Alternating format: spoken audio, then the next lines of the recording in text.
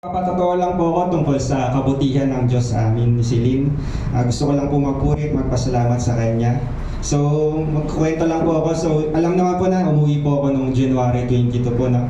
And plano po talaga namin ni Celine is maghahanap po kami ng bahay para po sa future po namin. And plano ko po sa ni rin noon na bahay muna bago po ako magpo-propose kay Celine noon. And desire po namin na dito po sa Golden para po malapit po sa ministry at syempre malapit din po sa family po namin. Yes. Tapos meron naman po kaming ipon, kaso syempre hindi naman po ito sapat para bumili po ng bahay dito sa Golden kasi mostly sa Golden po is cash basis and million po and wala naman po kaming ganon. Pero truly sa patotoo ko po na God will provide po sa story po na ito. So yun nga po, naghahanap po kami. Gusto po nga po namin is yung foreclose nga po. Naghahanap po kami sa BFS, kaso nga po wala na pong available daw dito po sa Golden. So tinry po namin mag-contact doon sa binigay na number po nila Brother Roger at si Smila. Kaso wala na nga daw po. And yun nga po, dahil yun nga po yung plano namin, hanggang sa marami po kaming nakikitang bahay, pero yung iba po, cash lang po, yung iba ayaw naman po ng pag-ibig. So mga 7 bahay na po yung napuntahan po namin. Tapos rejected po kami lahat, yung iba hindi na po kami nire-replyan, mga ganun po. Tapos iba po yung yung iba parang ayaw talaga nila ng loan, gusto nila talaga cash. So we keep on praying po hanggang sa March 29 po na nakapag-encounter po kami ni Celine. So doon ko po na-realize na may mga bagay pa po akong hindi sinusuko kay Lord. Kagaya po ng mga plano yan, mga decision making. Na madalas po sinasabi ko, Lord, ito yung plano ko, approve mo naman. Parang ganun po. So, which is hindi po pala talaga dapat gano'n. Dapat po, inaalam po natin kung palooban po ba ito ni Lord na itong bagay ito para sa iyo bago po tayo mag-decide, no? So, yun po yung isa rin po sa mga bagay na sinuko ko kay Lord dun sa encounter. Kaya po, encourage ko po ng bawat isa po na kung hindi pa po na-encounter, lalo na po sa kabataan, na maka-attend po sana doon. And yun nga po, after po na-encounter no April 4 po, may nakita po si Celine sa marketplace sa Facebook po, sa Zinc Street po. Kaso true agent po. So sabi ko po kay Celine, no, kasi ayaw ko nga po sana ng may ahente kasi dadagdag din po yun sa sa babayaran din po. And sabi ko, ako po yung negative talaga. Si Celine lang po talaga yung porsigido. Sabi ko, baka ma-reject na naman tayo, ganyan, naman, sasayang na naman oras natin. So yun nga po, pero sabi ko, parang nangusap po sa akin doon sa akin, sabi ko, na-realize ko, baka naman hinahadlangan ko naman yung plano ni Lord para sa akin, negative na naman ako, pro ko, wala, ganun. So sabi ko, sige, subukan natin. So yun nga po, napuntahan namin yung agent. Yung agent po pala na yun ay classmate ni Ate Camille, yung nanay nun, classmate nung anak nun. So yun nga po na medyo nakakagaanan na din po namin ng loob.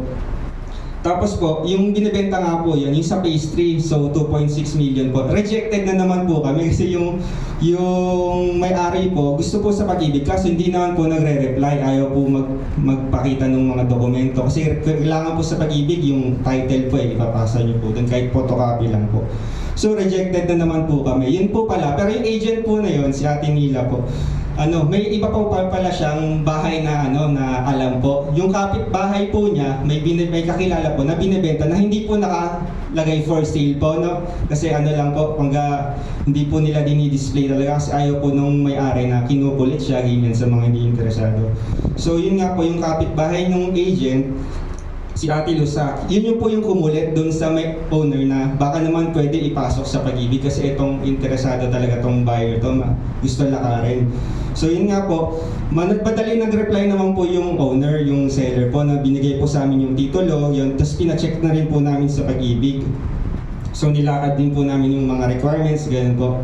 Tapos yun po, nag-propose na po kay Celine, no? Tapos after po nun, May 4 po, na-meet po namin yung seller po kasi sa Pampanga na po siya nakatry, yung bahay na lang po yung naiwan dyan sa Golden na binibenta niya po na na cash sana, pero ayaw niya na po kasi ng pag-ibig kasi nga daw dami daw requirements. Pero pumayag po siya dahil nga po doon. At alam po namin na sa kabilaan ng Lord, si Lord po yung gumamit ng tao para hipuin po yung puso ng seller. Kaya nga po sabi po ng seller nung na-meet po namin, sabi niya, kaya pala di niya nabibenta sa iba kasi sa inyo ko pala may benta kasi ang lakas nyo po pala sa panalangin. Yun po yung sabi nung seller na po mismo yung sabi. So, tapos nakita niya po kami ni Celine, bata pa daw po kami. Kasi wala po silang anak. Sabi niya, parang nakikita daw po nila na anak niya lang din daw po kami. Kaya napagaanan na rin po namin ng loob. Tapos isa pa po pala, yung bahay na yon ay may problema po sa tax declaration, no? Hindi po nakadeclare yung bahay, yung lote lang po. So kaya rin po siya tinatanggihan ng ibang may cash na bibili kasi nga may problema daw po dun sa tax declaration, di po nakadeclare. Pero dahil po kami, porsigido po kami si Linsay. Kasi sige po, gagawa po ang Lord ng paraan. Sabi po namin na basta po, ipapasok po namin, gagawin po namin yung best namin na ipapasok po sa pag-ibig. So natapos po namin yung requirements, pabalik-balik po kami nun sa Shaw Boulevard. Pabalik-balik po kami sa pag-ibig kasi po may mga requirements na na kailangan ulitin. Then may mga discrepancy po, lalo na dun sa entry number ng title, kaya pabalik-balik po kami sa pag-ibig. Sabi ko kasi nakakapagod na, itutuloy ba natin? Pero God provided the strength, no? Para matapos po namin yung requirements. So, nakaka-receive po kami ng notice of disapproval from Pag-ibig po nung May 31 po. So, sabi nga po ng seller, na stressed din daw po siya. Pero po kami, dahil nga po yun, pinagpe-pray po namin yung ni Celine na meron po kaming peace kasi alam po namin na si Lord na yung bahala and God will provide. Hindi naman po kami ipapahiya ni Lord na ito yung bibigay niya sa aming bahay. So, sakto po, no, na may notice of approval, may kailangan po kaming ipasa kasi nga po may discrepancy. Mali po yung entry number na nakalagay sa title, doon po sa nakatatak sa title na release of mortgage. So, ang sabi po ng Pag-ibig, pumunta po kami sa Registry of Deeds, no? Pero kailangan po yung owner. So, sakto nga po, June 1, luluwas din po yung seller kasi taga Pampanga nga po, na meron daw po silang reunion ng mga kaibigan niya, no, parang high school classmate niya. Ganun po. Kaya po nagkaroon po nung June 3, nakapagpunta po kami sa main branch ng Pag-ibig. At ang sabi nga po doon, ipapakorek daw sa registration of deeds.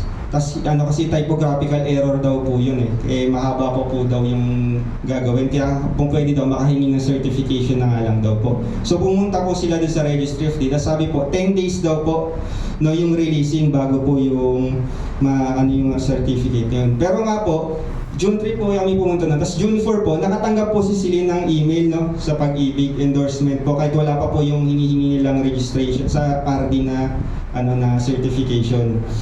And then dun po nung June 10 po, no?